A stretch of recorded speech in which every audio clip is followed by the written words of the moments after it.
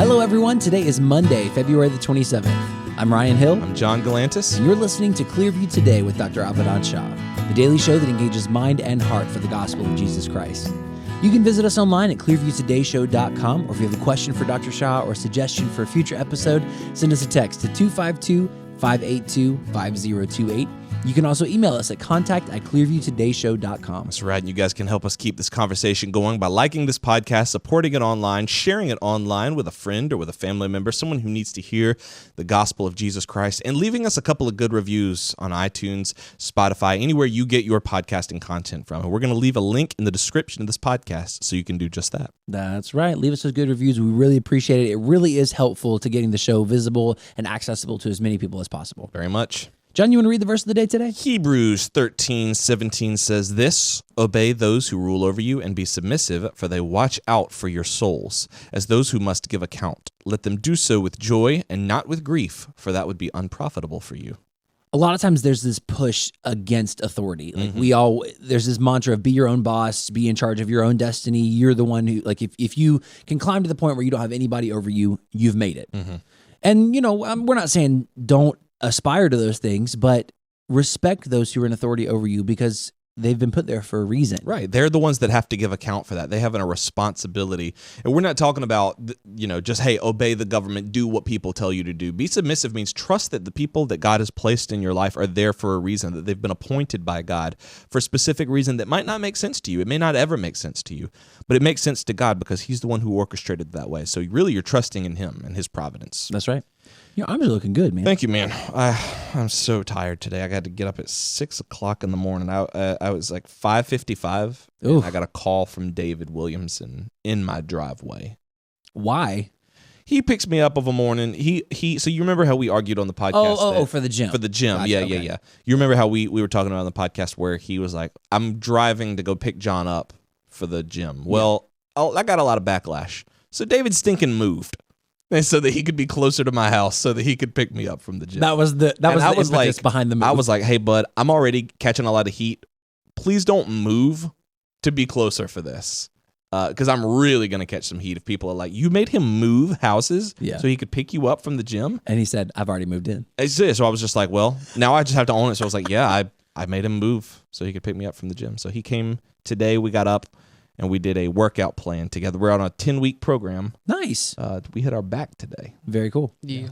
It was fun, but I did in fact uproot my entire life just so I could pick you up from the gym without backlash. It was a crazy thing because it was like I was like, this is an inside joke based on a podcast. Right. Don't move for that. And he was like, I feel like I have to. If I don't pick you up for the gym. I would put the blame on you, but it's not you. It's the people who backlashed. Yeah. They're the reason that I moved. Why did you move for real? Just because I wanted to be in Henderson. I was living in Oxford, and I wanted to be back in Henderson. And also, it's much cheaper.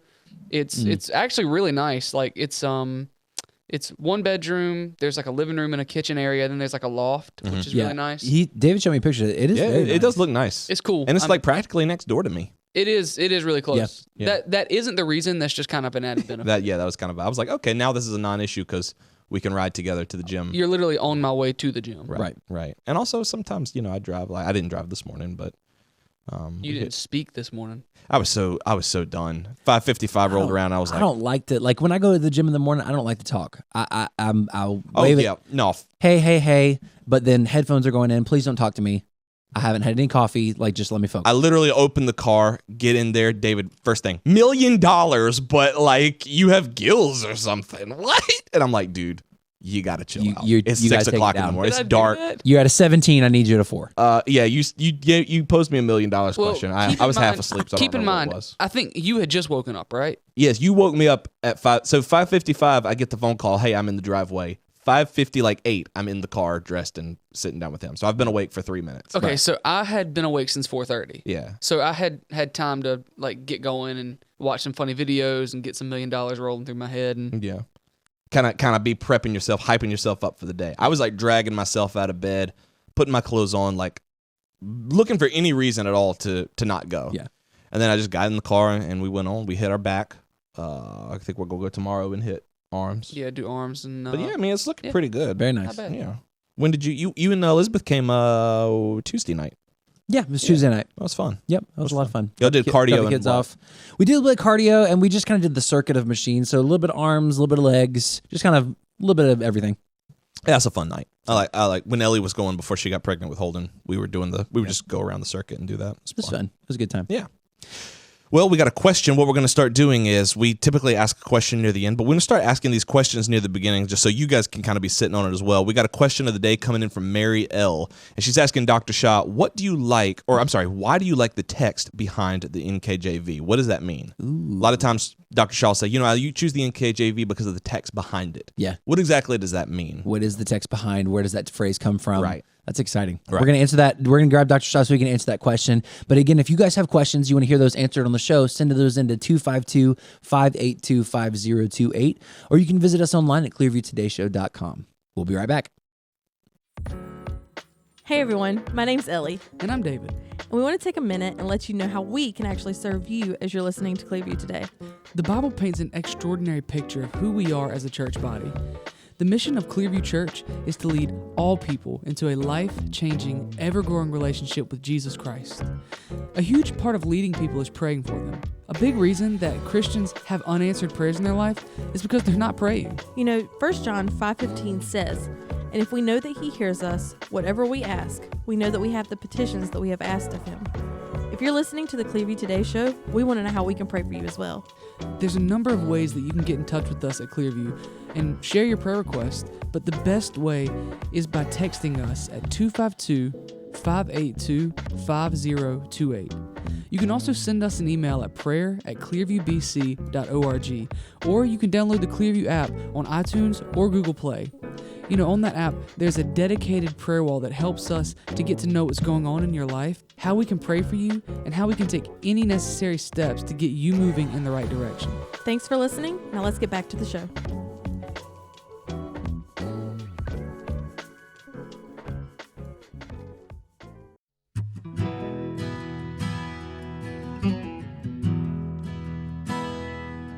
Welcome back to Clearview Today with Dr. Abadan Shah, the daily show that engages mind and heart for the gospel of Jesus Christ.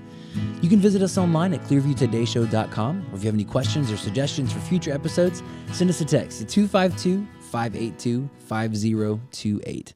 Dr. Shah, welcome to the studio this beautiful, fantastic, wonderful, lovely, magnificent morning. That's too many adjectives. I'm sorry, I got carried I away. actually like it. You liked it? I liked it. It was That's good. a lot of descriptors. We'll workshop it later, but Dr. Shah likes it, so for now it'll fly. For now it's fine. It's positive. That's right. That's right. Well, we want to let you guys know who's talking to you today. Dr. Abadan Shah is a PhD in New Testament textual criticism, a professor at Carolina University, author, full-time pastor, and the host of today's show. You can find all of his work on his website. That's abadanshah.com. That's right. And today is actually someone special's birthday. Happy birthday, Dr. Shah. It's not mine. It's not Dr. sorry, Shah's that's birthday. October. It's not. It's I got not my Dr. Shah's calendar birthday. mixed up. You did. Hang on one second. Let me look.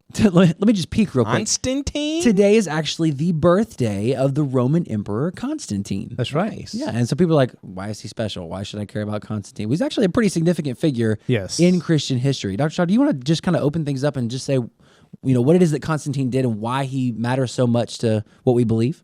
Well, born in 280 AD. So going back February, what is the date? 27? 27th, 280 AD, not BC, AD, is when this man was born, died in 337 AD. And he made a tremendous impact, especially with what is now known as the Edict of Milan. Edict of Milan. Hopefully, somewhere in the show we can read that today, so help people understand the importance of that. And this Edict of Milan was put out there in 313 AD. So made a big difference to Christianity and the persecution that people were facing for several hundred years. With the coming of Constantine and the coming of the Edict of Milan, things changed. Yeah. Yeah. And I think with this new toleration, at the time it was that Christianity was tolerated, but over time it sort of led into Christianity actually having influence over the state. Right. And, we were kind of talking about it off mic a little bit before when we were kind of forming this episode. You said, what if we used this, as a platform to kind of display how Christianity has impacted the world Right. for the positives. Because now it seems like people really don't want Christianity influencing Right. the nation at all. In the West, okay, let's just face the facts. In the West, Christianity has been the foundation of not only our nation, but also European nations.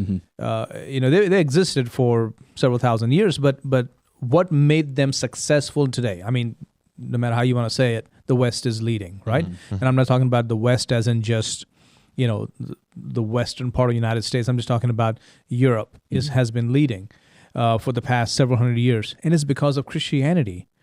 You take Christianity away, and it's nothing but dark paganism. I'm sure here and there you'll find some lights and some innovators and creators and all that. But overall, it was there was nothing there until Christianity came.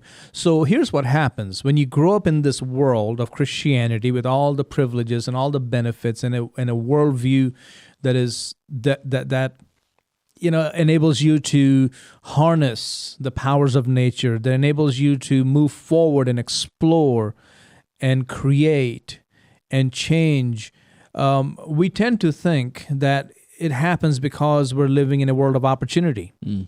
And that's not true. You're living in a world that has been heavily influenced by Judeo-Christian worldview. That's right. That's why you are able to do what you're doing. Right. So coming from the East, okay, where Judeo-Christian principles, values, worldviews are not primary, it's a very different world. Now, don't think for a moment there are not smart people out there. There are plenty of smart people out there, but they're kind of stuck in a box. They cannot think beyond those boundaries that have been set for centuries. So mind is brilliant because it's made by God, but the culture, the environment in which they're operating is such that it only enables them to see thus far. To think for a moment, what is the ideal vision? I know we talk about 2020 vision, but the ideal would be like a 2010, 2015, something like that. All right. So let's say I have that vision, but if you lock me up in a room without any windows, what's the use of that vision? True. You can only see what's in that room. You can't see beyond those walls. Exactly. So here's the problem with the world. They are locked into this room that is a product of their understanding of the divine. It's a product of their understanding of how the world operates, where it's coming from, and where it's going. So you can have 2015 vision, 2010 vision, whatever it is, whatever is the best, but you can't go beyond that. So when you're living in a culture like the West, we tend to think very differently. We tend to think like, and I'm talking about Christians now. Oh man, politics and church should not be meet. They don't exist together. This never works out.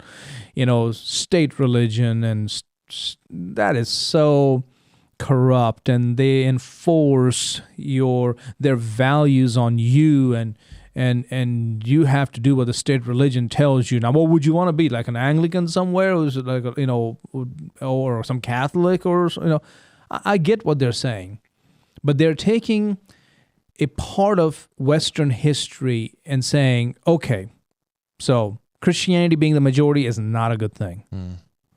Because look at all the inquisitions and persecutions and all that. We got to do away with that. We need to keep these two things separate. In the church, we shouldn't be talking about politics. Man, it never works out. People should be allowed to think any way they want to think. Now, who is disagreeing with that? Yeah. Yes, I agree. don't know anybody who thinks that the government should force people to follow Christianity. Right. Yeah. But to think that that's the basis for Christianity to stay in a corner somewhere and not influence politics is foolish. Yeah. Because somebody else is going to fill that vacuum. That's exactly right. Okay? It may be socialist Marxists, that sort of where we're headed in America, or it may be some other religion. Go to the East and you'll see Islam fill that vacuum very quickly in the 7th century. So all that is to say this. I believe many times Constantine gets a bad rap. When people say, oh, that's when Christianity went downhill. Okay. I hear what you're saying, but no, that's not when Christianity went downhill. he helped the church live freely after hundreds of years of persecution, right? That he came along and he had a testimony. I'm not saying for a moment that he was an exemplary character, that we need to all be like Constantine. Of course not. I'm not going to say that. Yeah. He was a political leader. He was a politician. He was a Roman general. And so he brought that baggage with him. That's why I believe Christians in politics need our prayers far more than, how dare they, No, pray for them, because it is so hard to walk that tightrope. Yeah. So difficult. When somebody says, I'm a Christian, immediately you say, okay, now, if you're a Christian, I don't see any Jesus in you. Like, okay, well, what do you want? Yeah. You want him to be, a little lap dog, or you want him to be a sheepdog? Yeah. I'd rather him be a sheepdog. He's going to run out there and bark. Right. I'm sorry it doesn't fit your idea of what a Christian is supposed to be, but sometimes that's what they do. Yeah. They keep the sheep safe. Yeah. Yeah, I think people have that mistaken idea, and that goes back to conversations we've had about what it means to live the Christian life, what meekness looks like, because the Bible talks about blessed are the meek. We have this picture of almost like this caricature of Christians just sort of huddled in the corner, like, I don't want to make any waves, I don't want to make anybody upset. I'm just going to stand over here and just love people. When we are called to love people and we're called to be gracious, but we're also called to stand up for the truth. Yeah, and if you don't, nobody else will. Right. There's also, I think, this imagery that Christians have tended to mold over time of God using like the fishermen and the shepherds and the lay people. But I mean, if you look in the Old Testament and the New, God uses kings and rulers. And when we went through Abraham, we were looking at Abraham wasn't this like just nomad living out in the desert. He was a king. He was a royal.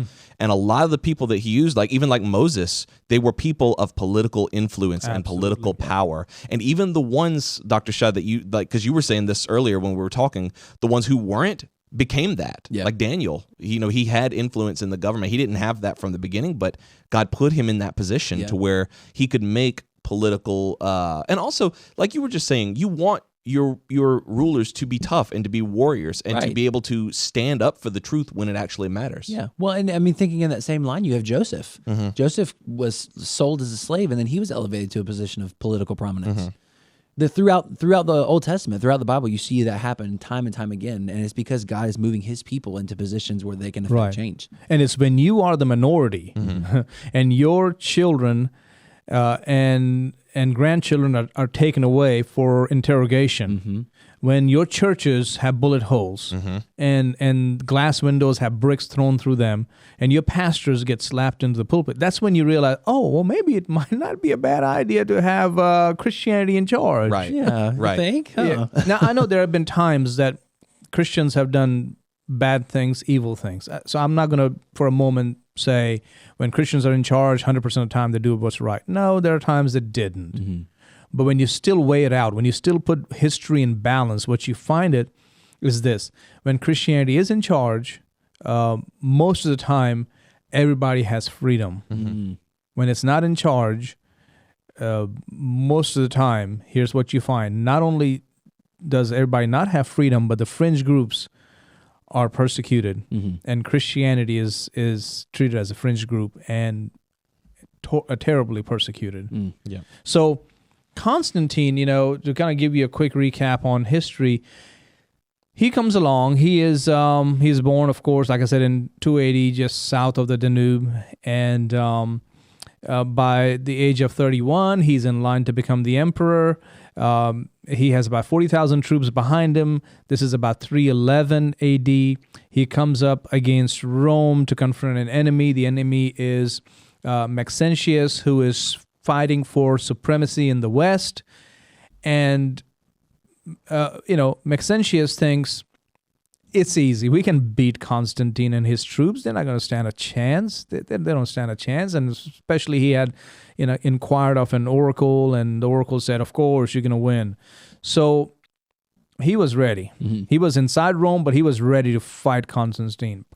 But here's what happens. That night or that afternoon, Constantine had a vision.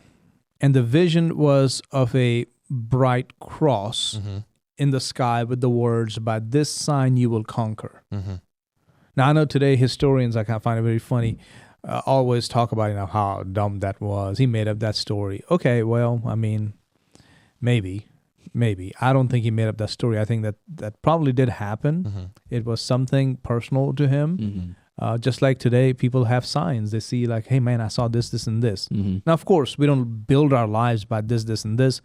But there are times God shows you something and you move forward. And then looking back, you go, yeah, I'm so glad I followed that sign. Yeah. Then there are times you have signs and you realize it's nothing. It's just your blood sugar. Yeah. It's a little low. Little indigestion. Yeah, it's a little A blob of indigestion. mustard or a crumb of cheese. Yeah. Yeah. So he saw that sign, and so he told his troops. He said, "Here's what we're going to do. We're going to take that Cairo, right? Cairo, and we're going to Christos, right? We're going to put it right on our shields. We're going to paint our shields with the Cairo," and they did.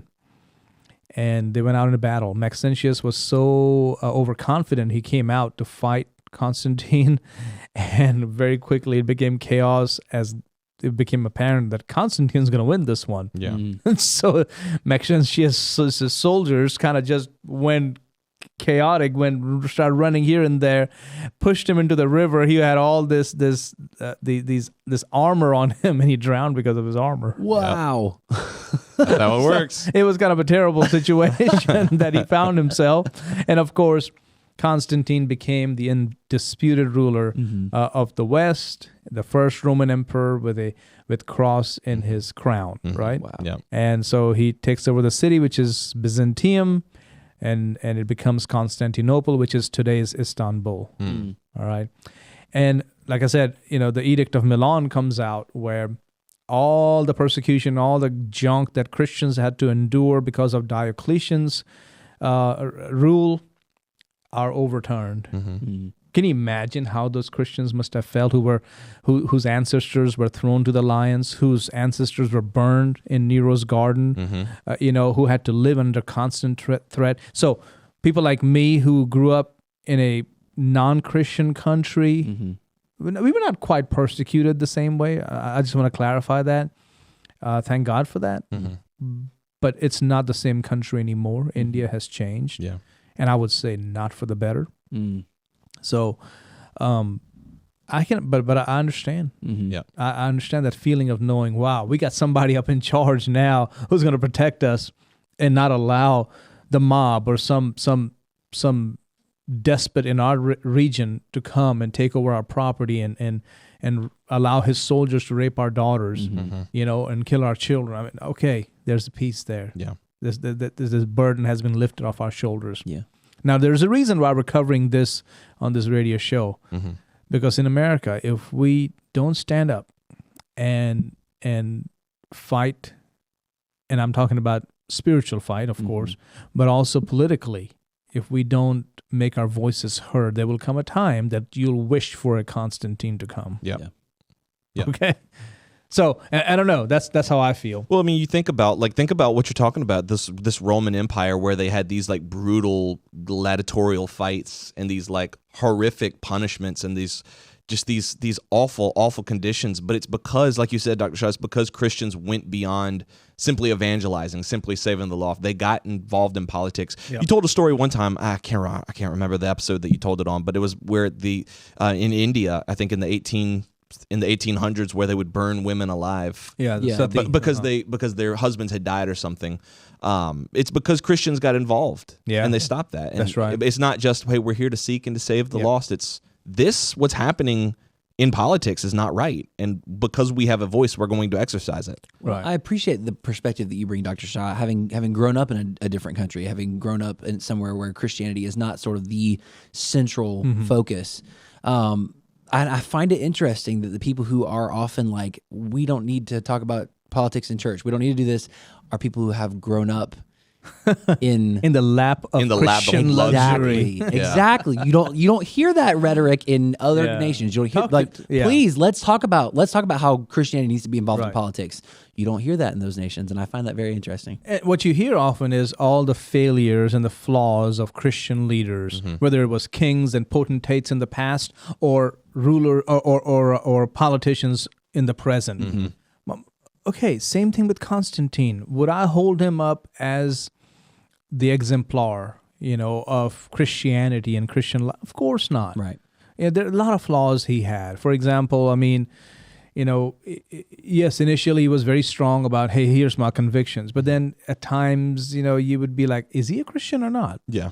I mean, because he just made this decision. He just had his eldest son killed. He just had his second wife killed.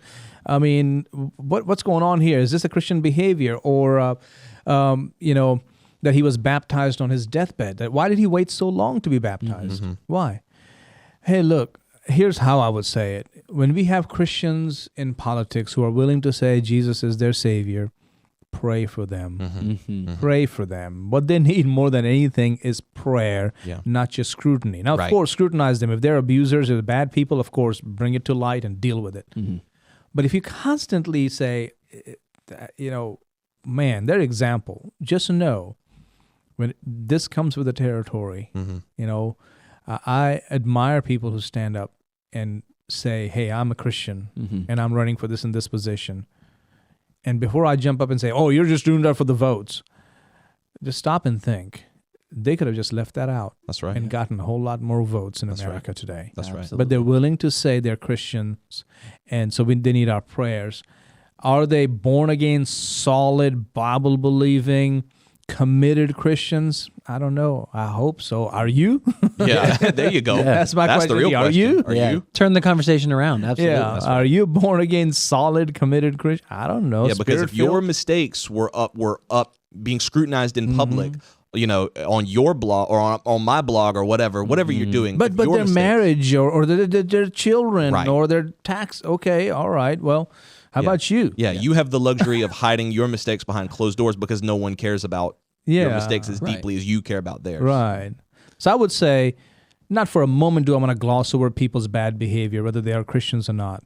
But at the same time, let's not be too quick to say, oh, that's just, fake and this is not right and this is what we want. I've seen academics do that. That's right. Christian professors do that. And I'm thinking, the fact that you even have a platform is because some Christians through the centuries in America fought for those freedoms. So you have the voice. You're trying to cut the very branch you're sitting on. Exactly. Okay. Hope it works out. That's right.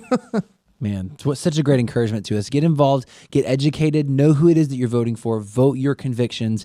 And if you feel that push, get involved in the political realm. If you consider running for an office, running for some political influence as a Christian, we need more of that. If you guys enjoyed today's episode or you have questions or suggestions for future episodes, send us a text to 252-582-5028, or you can visit us online at clearviewtodayshow.com and you can partner with us financially on that same website. We're grateful to all of our giving partners, thankful for the support that you continue to provide as we seek together to impact people with the gospel. Amen. We mentioned this up top of the show, but Dr. Shah, we had a question come in from Mary L. You say that you like the text behind the New King James Version. What exactly does that mean? Oh, that's a great question. How much time do we have? We got a About little 10 bit. seconds. We can do it. Well, we're talking about the Byzantine text. I like the Byzantine text, okay? The alternative would be the Alexandrian text or the Reason Eclectic text. And the difference is the Byzantine text has a textual history. And what that means is that you can kind of trace readings back and see that they have a support. Many times, and my professor, Dr. Maurice Robinson, has done lectures and papers on this. What you'll find with the Reason Eclectic text, which is behind the NIV or the NASB or the ESV or the CSB, what you find is an eclectic text that has been put together. In many places, you won't find a continuous text even in a verse. It's been pieced together from this manuscript to that manuscript to this collection of these witnesses. Here you go, here's a text. Unlike that, the Byzantine text has a continual textual history, a history of transmission. And I know maybe it's hard for you to understand all that, and hopefully we can cover that one day with some examples. Absolutely. Yeah, I love that. So that's one of the big reasons for my support for the Byzantine text. It's more consistent in its transmissional history. Yeah. Okay. Excellent. Love that. If you guys have questions about that, you know where to send those questions to, 252-582-5028. We love you guys. We'll see you next time on Clearview Today.